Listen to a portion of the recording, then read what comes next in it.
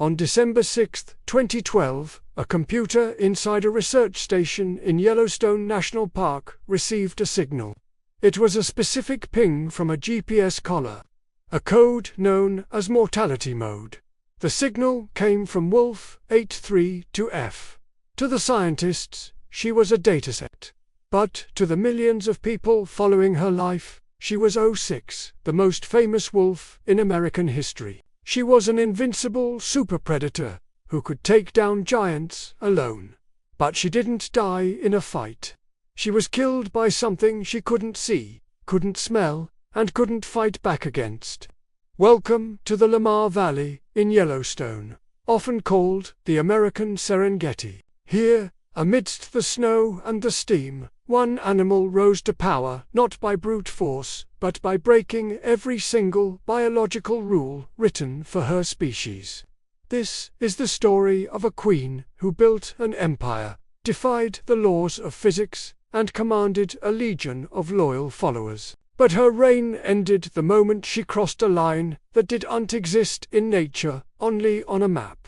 This is the life and death of 06, the Queen of Yellowstone. To understand why the world cried when she died, you have to understand how she lived. She was born in 2006, hence the nickname 06. And from the start, she was different. In the wolf world, you usually have two choices: stay with your family and wait your turn, or leave early to start your own pack. But 06, she waited. She stayed with her birth pack, the Agate Creek Wolves, until she was 3 years old. That is ancient for a wolf to be living at home. Why did she stay? Biologists believe she was calculating. She didn't want to just survive. She wanted to dominate. She was physically massive for a female, tipping the scales at nearly 110 pounds, with a grey coat that shimmered with brown, and a face that was strikingly expressive. But when she finally left, in 2009, she was alone in one of the most hostile environments on Earth, and the first thing she needed to do was find a mate. And this is where she did something that baffled every expert watching her. Usually, a high-value female like 06 would look for the biggest, baddest alpha male she could find. She had suitors from powerful packs lining up, massive, battle-hardened males. She rejected all of them. Instead, she found two brothers, 755M and 754M. They were younger than her. They were smaller than her. Honestly, they were a bit clumsy. But that's exactly why she picked them. 6 didn't want a partner who would challenge her authority. She wanted soldiers she could command. She chose inferior males because she intended to be the true alpha. Together, they formed the Lamar Canyon Pack. And just like that, the alpha male myth was busted. In Yellowstone, the guys might look tough, but 06 proved that the females are the ones who decide who eats, where they sleep, and who lives or dies. But having a pack is one thing. Feeding them is another. And 06 was about to show the world a hunting technique that shouldn't be physically possible. Let's talk about physics for a second.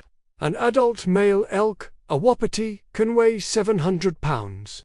A wolf weighs roughly 100. One kick from an elk can shatter a wolf's skull instantly. That is why wolves hunt in large numbers.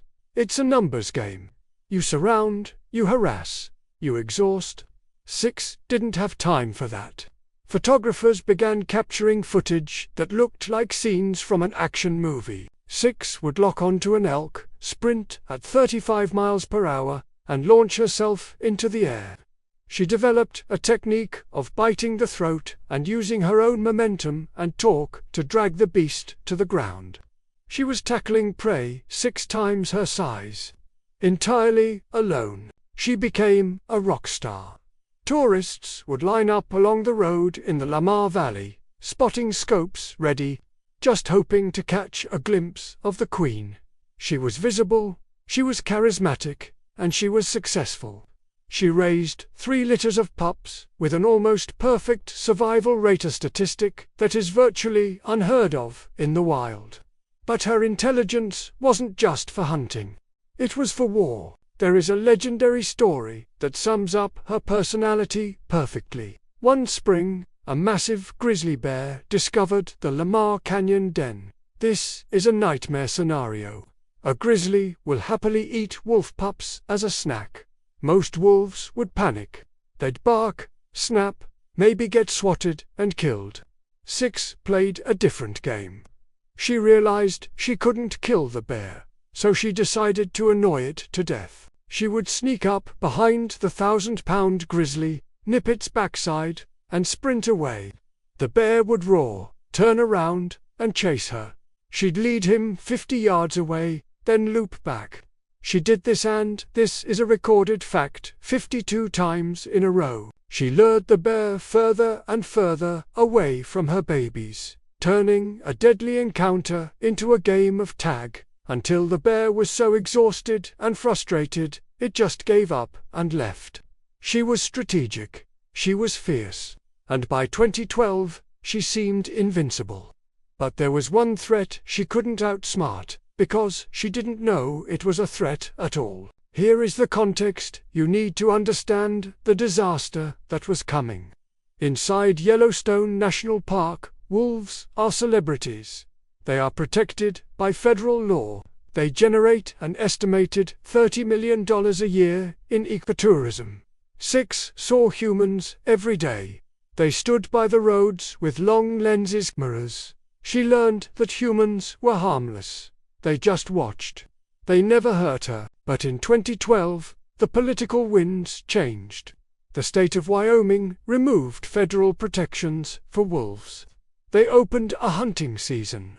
Suddenly, the border of the national park wasn't just a line on a map. It became a kill zone. Inside the line, you are a queen. One step outside, you are considered vermin. And wolves. Wolves can't read maps. December 6, 2012, the Lamar Canyon pack is on the move, following the elk herds, just as they always do. 6 is leading them. She is confident. She is in her prime. They moved east. They didn't know they had crossed from the safe haven of Yellowstone National Park into the Shoshone National Forest. A hunter was waiting. Now, imagine this from 06's perspective. She sees a human in the distance. She has seen thousands of humans. They usually hold black tubes up to their eyes cameras. This human is holding a rifle. To a wolf, it looks exactly the same. She didn't run. Why would she? She was the queen, and humans were her audience. The shot rang out. It was instant. 6 dropped into the snow. The $4,000 GPS collar around her neck stopped moving. Minutes later, the mortality mode signal pinged the satellites. The queen was dead. But the most heartbreaking part wasn't the death itself. It was what happened immediately after. When the shot was fired, the pack scattered. But they didn't leave. 755, the inferior mate she had chosen, the loyal partner she had ruled with for years, eventually came back. Witnesses and biologists reported seeing 755M returning to the site. He was howling. But it wasn't a territorial howl. It was a morning call. He was looking for her. Without 06, the center could not hold. The Lamar Canyon pack, once the most powerful and stable family in Yellowstone, collapsed almost overnight. The pups were scattered.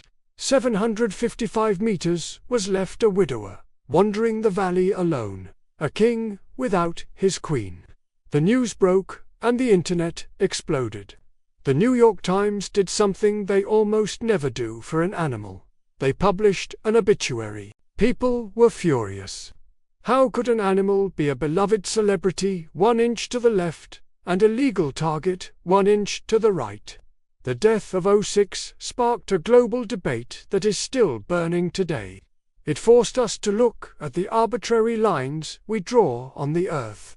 But 06's story didn't end in the snow that day. Her genetics lived on. Her daughter, known as 9-6F, or Spitfire, eventually returned to the valley. She took over her mother's old territory. She became a leader. And in a cruel twist of fate, years later, Spitfire was also legally shot and killed just outside the park boundaries. The cycle repeated. Six lived like a legend and died because of a technicality. She taught us that in the wild, strength and intelligence are everything. But in the Anthropocene, the age of humans, even the strongest queen is at the mercy of an invisible line. If you visit the Lamar Valley today, you might still hear wolves howling in the distance. They are the descendants of the queen.